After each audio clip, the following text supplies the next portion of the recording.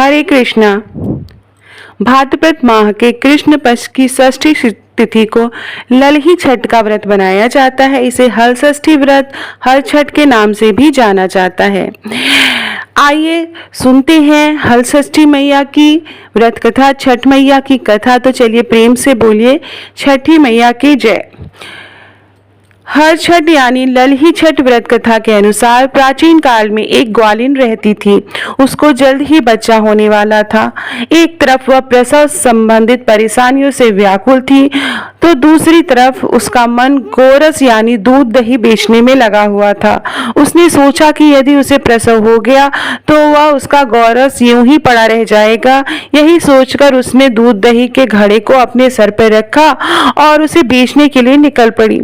लेकिन कुछ ही दूर पहुंचने पर उसे प्रसव पीड़ा शुरू हो गई। उसके बाद वह एक झरबेरी की ओट में चली गई और वहां उसने बच्चे को जन्म दिया।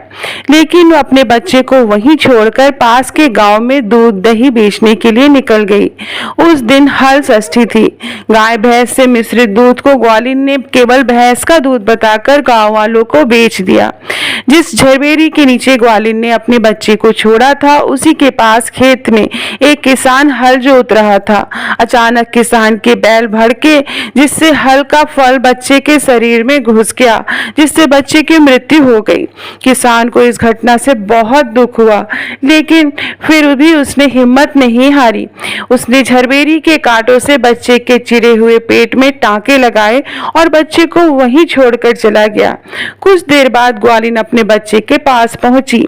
बच्चे को ऐसी हालत में देखकर उसे समझने में देर नहीं लगी कि यह सब उसके पाप की ही सजा है। वह मन ही मन सोचने लगी कि यदि उसने झूठ बोलकर गांव वाले को गाय का दूध न बेचा होता और उससे गांव की स्त्रियों का धर्म भ्रष्ट न किया होता, तो उसके बच्चे की ऐसी हालत कभी न होती। इसके बाद उसने प्रायश्चित करने की सोची। ग्वालिन ने गांव में लौटकर सब बातें गांव वालों को बता दी। वह गांव की गली गली घूमकर अपनी करतूत और उसे मिले दंड के बारे में सभी को बताने लगी, जिसके बाद गांव की स्त्रियों ने उसे क्षमा कर दिया और आशीर्वाद दिया। गांव की स्त्रियों के आशीर्वाद लेकर वह फिर से झरबेरी के नीचे पहुंची तो वह आश्चर्यचकित रह गई, क्योंकि वहां उसका पुत्र जीवित था।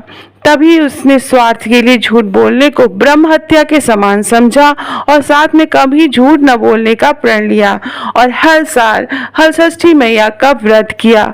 जिस तरह ग्वालिन पर माँ षष्ठी ने अपनी कृपा करी, उसी तरह हम सब पर अपनी कृपा बनाए रखे।